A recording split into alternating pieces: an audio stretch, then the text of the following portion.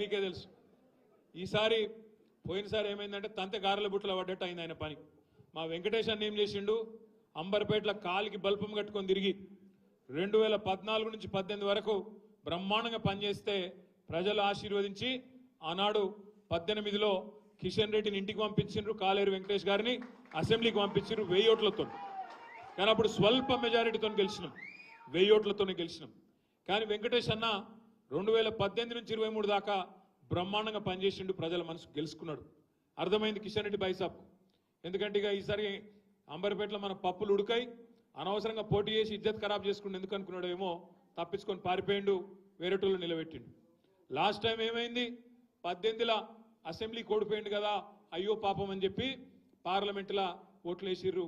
ఆ సానుభూతిలో తాంతెగారల బుట్లో పడ్డట్టు పోయి ఆయన పార్లమెంట్లో పడ్డాడు. కిస్మత్ బాగుంది, కేంద్ర మంత్రి కూడా అయ్యిండు. ఈసారి సానుభూతి లేదు, మను లేదు. ఎందుకంటే ఓడిపోలేదు, నిలబడలేదు, ఓడిపోలేదు.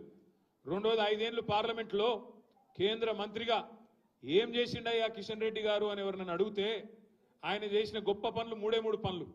ఒకటి, కరోనా వచ్చింది. అవి చూసినా, కరోనా వస్తే వేరే వేరే నాయకులేమో అన్నదానాలు చేసిండ్రు, హాస్పిటల్లో డొనేషన్లు ఇచ్చిండ్రు, అంబులెన్స్లు ఇచ్చిండ్రు, చాలా వేరే వేరే పనులు చేసిండ్రు. మన కిషన్ అన్న మాత్రం కేంద్ర మంత్రిగా అందరికీ కుర్కురే ప్యాకెట్లు వంచిండు. అందుకే ఆయన చాలా మంది కిషన్ రెడ్డి అంటలేరు, కుర్కురే రెడ్డి అంటారు. కుర్కురే రెడ్డి గారు అంటారు ఆయన.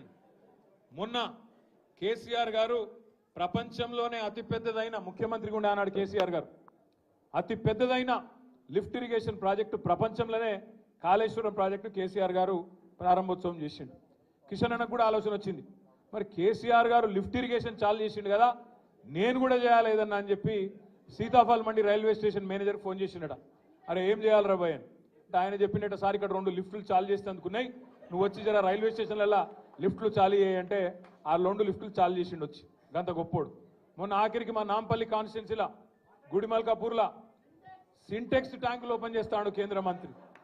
ఇప్పుడే మా చిచ్చయ్య చెప్పిండు, మారేడుపల్లిలో కిషన్ రెడ్డి గారు చేసిన అతి గొప్ప పని ఏంటంటే మారేడుపల్లి ఎంఆర్ఓ ఆఫీసులో రేకుల షెడ్ వేయించిండు.